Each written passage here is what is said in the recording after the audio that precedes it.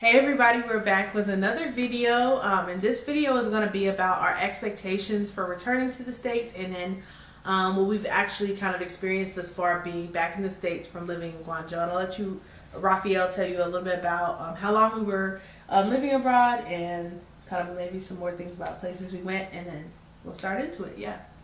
Okay, yeah. Last year we lived in Southeast China in the city of Guangzhou for a year. And we also got to visit a few other areas in Asia as well, including like Thailand and Japan. But most of our time was spent in Southeast Asia, and it was a good time, and it allowed us to improve on ourselves and just see another part of the world. But during that time, we learned about a whole nother place, and their customs and whatever that they may be doing there, and so. We had our hometown, kind of on this pedestal of like, wow, this is what we're ready to go back to. So this is kind of just like some of our expectations of what we came back, and then we'll kind of go over like what exactly kind of happened as we transitioned back in. So, I think living abroad for a whole year without coming home at all can be a different experience. Depending on if you've actually visited your hometown or where you're from or another Western country while you were living in Asia. But for us, we did not. So we had a whole year of being away from any American and Western influence for the most part. And I think that had a really kind of big effect on us. Do you want to talk about it, or do you want to keep going? Go ahead. Okay. So I think my expectations for coming back was like, oh my God, I'm going to get to see like my family, and I'm going to have this whole like new, deeper understanding of the world, and I'm going to be able to explain things in a different way, and I'm going to have felt like I really found like myself and what I really want in life, and blah, blah, blah, blah. So I would say that was kind of my expectation. I think my expectation was also that I would kind of be confronted with some of the same things that when I left before and how I felt about them, but maybe I would see them in a different light than I did before. Yeah, for me, I was just ready to kind of go back to some of the routines that I had back here, kind of going back to those, such as like watching ESPN without having to use a VPN.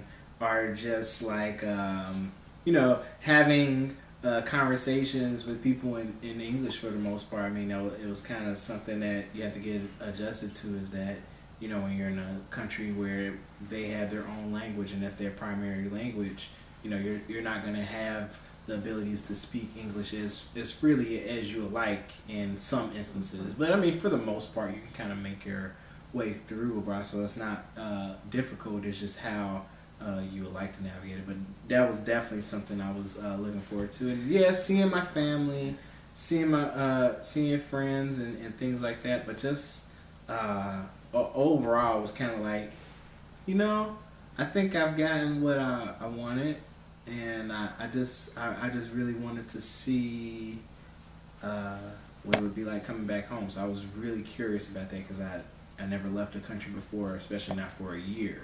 Yeah. And to come back and kind of see those things. Yeah.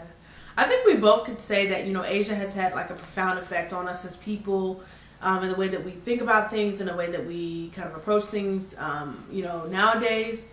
But I would say reality of coming back to America was like, wow, I really do belong to a certain, society. As Americans, a lot of times we live in our country and we don't really think about anything that goes on outside of our country, except in circumstances that don't really align with, kind of how we're living here in our kind of first world problems, so to speak.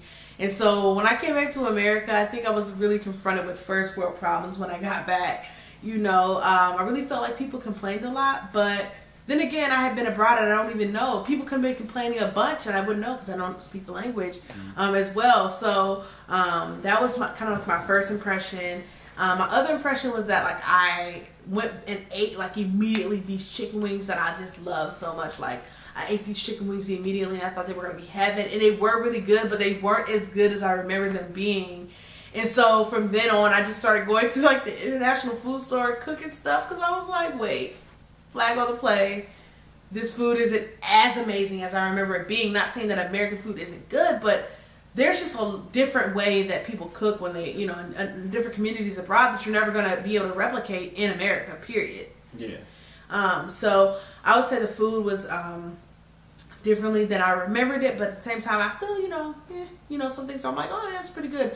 That was one thing I would say. And then I think just coming back to my family was amazing. That was great. I loved being around everybody and just enjoying, things like that. But then it was just like, it also hit me that a lot of things hadn't changed since I've been gone. I thought that I was missed out on so many things and that things were just totally changing. Not saying cars would be flying when I got back, but when I got back, I realized that I'd only been gone for a year. So things weren't going to be super, super different. They were just going to be, a year's different, so yeah. Yeah, I think when I got back, I think it was like, seeing family and friends was definitely good. I think the hard thing for me was the travel time. Like, I don't mind flying, but jet lag definitely comes for me. Like, I didn't realize it until these like last few times. Even like shorter flights, like 4-hour flights or so. I mean, that's not exactly short, but I mean, it's not as long as 13 hours of flying across the ocean. So in comparison, kind of short, but overall, yeah, jet lag was not expecting that. And then just coming back here, I thought, I was gonna come back. I'd be, just speaking English all the time. Yeah. I'm right back at it where I left off, and it was kind of like, things are sort of the same, but maybe some things have changed. But it was my approach to how I did certain things that was different, and the way I spoke about some things. People are like, oh, I didn't really, really think about it that way, and so. You kind of have a different approach when you're thinking about things back in your home country when you're abroad. So we were literally watching from outside because we weren't getting the updates as readily as everyone else. We literally had a 12-hour difference from our hometown, so it was crazy. Like, it'd literally be day and night when we would be talking to our friends and family.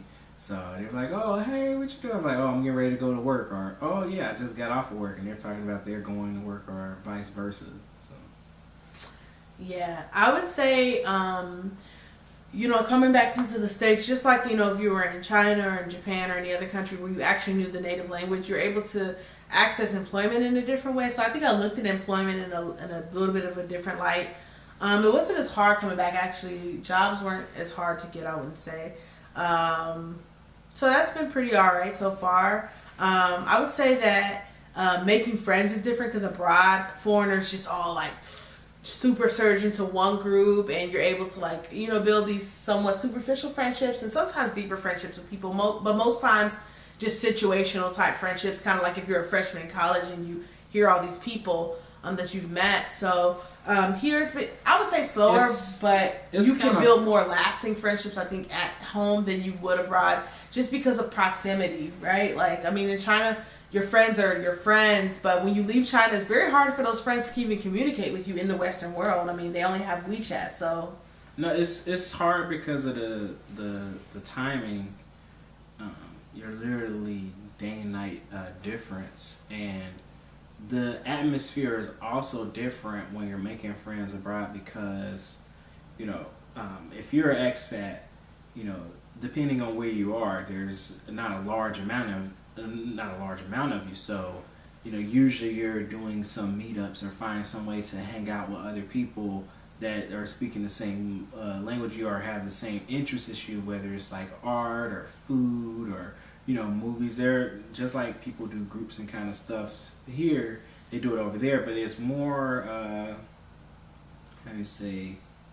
intertwined or kind of tight knit. So you kind of get that kind of college or high school kind of bubble where that it's something there, but it still exists inside of this one space. Like, once you leave that space, it's kind of hard to kind of stay in contact with it. but it doesn't mean that you don't, either respect or value the time that you shared there, the people you met there. But it's just such a bubble that it kind of going back into it is the difficult part. But you still have those, memories and times and stuff. So I would say, yeah, it's been cool so far. We moved to a new city, so we have to still explore our city a lot. We've done a lot of things like go to meetups and stuff like that, met a lot of cool people, and just been exploring kind of like the natural side of living out here, going hiking and stuff, and getting acclimated. But we look forward to just sharing anything we can about Seattle and the Renton area,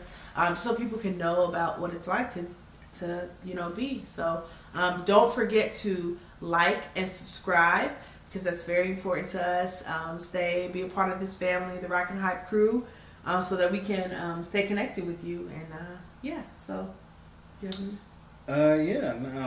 Thank you for watching. Yeah, like, subscribe, and if there's a question that you want to ask us about our travels or something like that, free to answer the question. So yeah, thank you. Yes. All right. Peace out, y'all. All right. See you next time.